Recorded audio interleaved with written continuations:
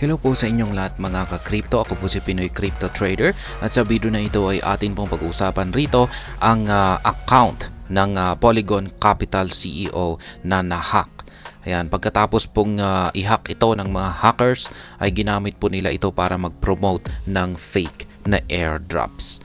At ayan, bago po tayo magpatuloy ay nais ko lamang po munang bigyang linaw ang aking disclaimer kung saan ang nilalaman po ng video na ito ay hindi po ito isang financial advice. For education and information purposes lamang po ang layunin nito. Maliban po dito ay nais ko na rin pong magbigay babala na wala pong kahit anumang group chat ang Pinoy Crypto Trader.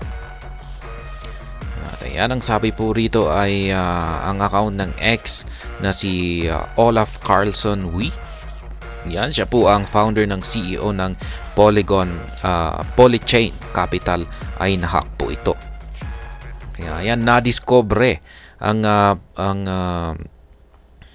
paglabag na ito or breach na ito noong January 4 nang simulan ang account ni Carlson Wee na mag-promote ng peking airdrop para sa native token ng Polychain, ang P-Chain.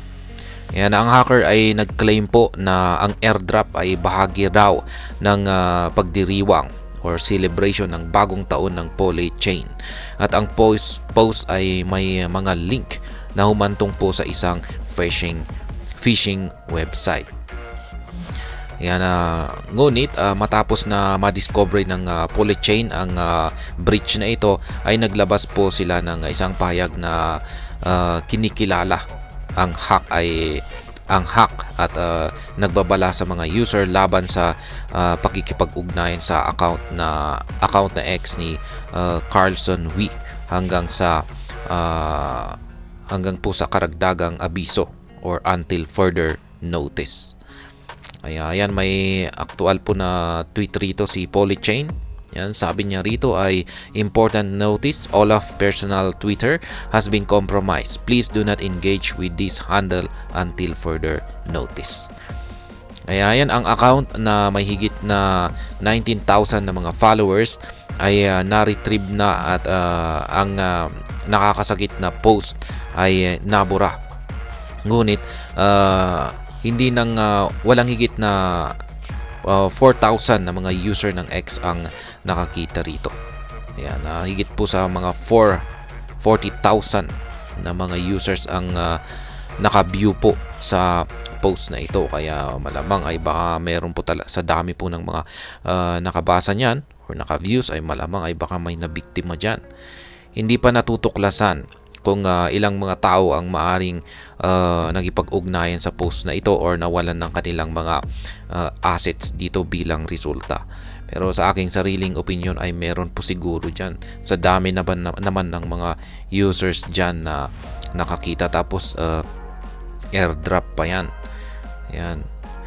Ayan, ang insidente ni Carlson Wee ay ang pinakabago po sa mahabang linya ng mga hack at scam na ginawa laban po sa crypto community. Noong December, ang mga user ng Orbit Chains cross-chain bridge ay nakaranas po ng malalaking pagkawala dahil sa isang hack na nagpalala sa kabuuang mga pagkawala mula sa mga insidenteng ito. At ito po ay maabot ng halos $100 million. Ayan, ang Orbit Bridge attacker na tumama po sa 8:52 PM UTC noong December 31 ay nagnakaw ng iba't ibang mga cryptocurrency kabilang po ang Ethereum, USDC, Tether at saka Wrap Bitcoin. Ayan, bilang tugon ay inanunsyo ng team ng Orbit ang mga pagsisikap na i-freeze ang mga ninakaw na mga asset at makipagtulungan sa mga international na crypto exchanges at mga agencies ng batas upang mabawi ang mga ito. Kaya yan po sa madaling salita ang account po ni X. Ang account po sa X ni Olaf Carlson Wee, ang founder at CEO ng Polychain Capital ay na-hack. Ang hacker ay nag-promote po ng peking airdrop para sa P-Chain ang native token ng Polygon Chain. Ang Polychain ay naglabas ng isang pahayag na kinikilala ang hack at nagbabala sa mga user laban sa pakikipag-ugnayan or pakikipag-interact sa account ni Carlson Wee. Ang insidente ni Carlson Wee ay ang pinakabago po sa mahabang linya ng mga hack at scam na ginawa laban sa crypto community. Yan. Phishing scams continue unabated. Yan, ang mga phishing scam ay naging isang malaking problema ngayon sa industriya ng crypto. Ayon sa Scam Sniffer, ang mga crypto phishing scam ay nakakaapekto po sa higit sa 324,000 na mga tao nitong nakalipas na taong 2023. At ito po ay nagresulta sa halos $300 million na mga losses or pagkawala. Isang ulat ng Slow Mist ay nagpakita po ng may kabuuang 464 na mga security incidents na nagdulot ng halos $2.5 billion na mga losses noong parehong taon. Ang mga numerong ito ay kumakatawan sa isang 34.2% na pagbaba mula taong 2022 na nagtala ng bahagyang higit sa 300 na mga incidents at mga losses na $3.8 billion. Kaya ayan, ayon po sa ulat ay noong nakarang taon ang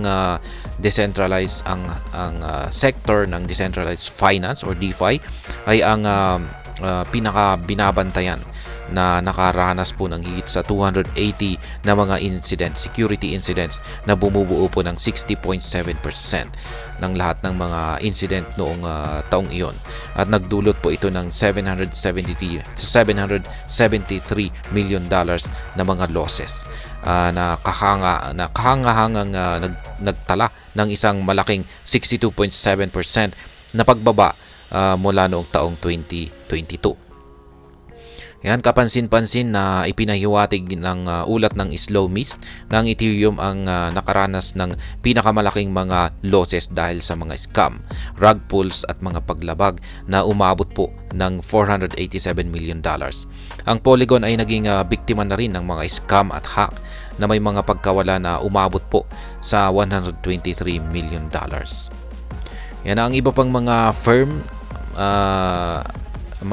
mga security firm ng blockchain tulad ng PeckShield at Certic at Biusin ay naglabas din ng kanilang sariling mga report na tinatansya ang kabuang mga losses ng crypto dahil sa mga scam, mga paglabag at mga exploit nitong nakalipas na taong 2023 sa pagitan po ng $1.51 billion at $2 billion na may mga hacker na nauugnay sa North Korea ng Lazarus Group na bumubuo po ng 70% sa mga losses na ito.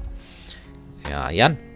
Sa madaling salita, ang mga phishing scam ay nagiging malaking problema po ito sa industriya ng crypto nitong nakalipas na taong 2023. Ayon po sa iba't ibang mga report, ang mga scam na ito ay nakaaapekto po sa libo-libong mga tao at nagdudulot ng bilyong-bilyong dolyar na mga losses. Ang sector ng decentralized finance at ang Ethereum ang siyang may talagang binabantayan talaga ito. Ang mga hacker na naugnay po sa North Korea na tinatawag pong Lazarus Group ay sila po ay nagdulot ng 17% sa mga losses na ito. At ayan, hanggang dito na lamang po tayo sa video na ito mga ka-crypto. Sana po ay inyong nagustuhan ang aking paliwanag sa video na ito. Kung inyo po itong nagustuhan ay pakiclick lamang po ang like button nito. Para naman po sa mga bago lamang dito, kayo po ay aking inaanyayahan para mag-subscribe.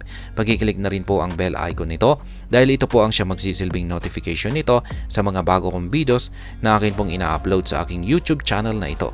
Marami pong salamat sa panonood, ingat po tayo lagi at God bless po sa ating lahat.